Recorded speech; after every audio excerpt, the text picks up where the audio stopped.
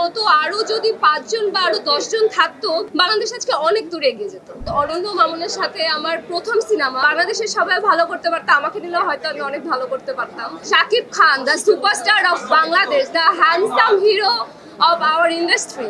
So তার সাথে একসাথে বসে তার সিনেমা দেখবো, এটা আমার জন্য অনেক বড় একটা ব্যাপার, সৌভাগ্যের ব্যাপার বলতে গেলে। শাকিব খানই পারে, উনি পারে একসাথে সব তারকাদের নিয়ে তার সিনেমাটা দেখা, এটা আমার জন্য খুব বড় একটা ব্যাপার আর আমার খুবই ভালো লাগছে। দরদের ট্রেইলার আমি দেখেছি, অনন্য মামুন পরিচালিত। অনন্য মামুনের সাথে আমার প্রথম সিনেমা অস্তিত্ব, ছোটবেলায় করেছিলাম আমি আর জোগান, আরফিন শুভ ছিল, তিশা আপু ছিল। সো অনন্য মামুনকে তো আমি ছোটবেলা থেকেই, সে আমার one of the favourite director, তার কাজ আমি সবসময় দেখি। আর তার সাথে এখানে শাকিব খান আছে। আমার ট্রেলারটা খুব ভালো লেগেছে, আর ট্রেলারটা দেখে আমার প্রথম দিন থেকে আসার ইচ্ছা ছিল। শাকিব খান সুপারস্টার, তার সাথে বলিউড হলিউড এর প্রত্যেকটা তারকায় কাজ করেছে। বলিউড থেকেও সে নায়িকা নিয়েছে, হলিউড থেকেও সে নায়িকা নিয়েছে, বাংলাদেশের সাথে সে কাজ করছে। হয়তো আমাদের একদিন টাইম আসবে, বাংলাদেশের সবাই ভালো করতে পারতো, আমাকে নিলেও হয়তো আমি অনেক ভালো করতে পারতাম, বাট এটা তার চয়েস। আমি কেন, আমার মনে হয় প্রত্যেকটা অভিনেত্রী শাকিব খানের সাথে কাজ করতে আগ্রহী হবে, কারণ সে একটা সুপারস্টার। তার সাথে কাজ করা, তার সাথে আমি বিগ স্ক্রিন শেয়ার করবো, it's a big deal for me.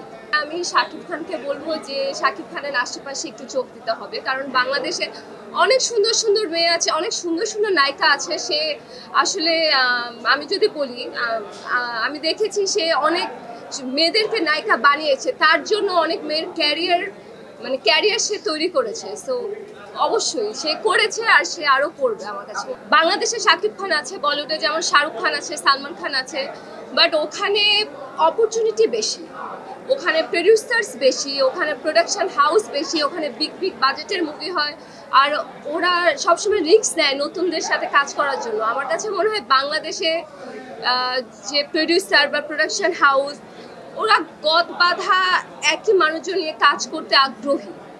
তো ওরা যদি নতুনদের চান্স না দেয়, বা নতুন একটা ছেলে একটা মেয়েদেরকে যদি বিগ প্রোডাকশন নিয়ে কাজ না করে, চান্স না দেয়, তাহলে কিভাবে নতুন স্টার তৈরি হবে, কিভাবে নতুন নায়িকা তৈরি হবে? আমার মনে হয় বাংলাদেশে এই জিনিসটা চেঞ্জ করা দরকার আমাদের ঢালিউডে। সিন্ডিকেট, আমি তো নাটকের মানুষ, আমি তো নাটক করেছি, বাট আমি জানি নাটকে অনেক সিন্ডিকেট আছে, ঢালিউডে তো অনেক সিন্ডিকেট আছে।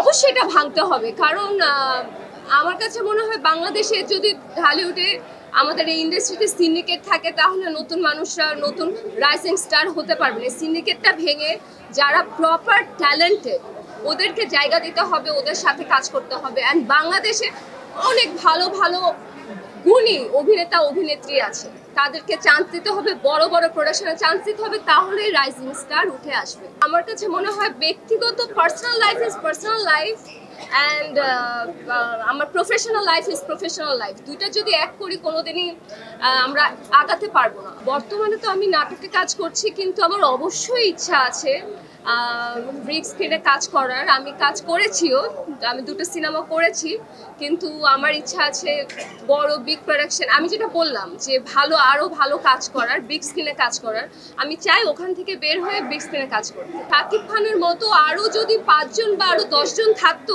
বাংলাদেশ আজকে অনেক দূরে এগিয়ে যেত। সিয়াম আহমেদ আছে, সিয়ামের অ্যাক্টিং খুব ভালো লাগে, আরফিন শুভ ভাইয়া আছে, রোশান আছে। আমার কাছে মনে হয় ওরা সম্ভাবনা।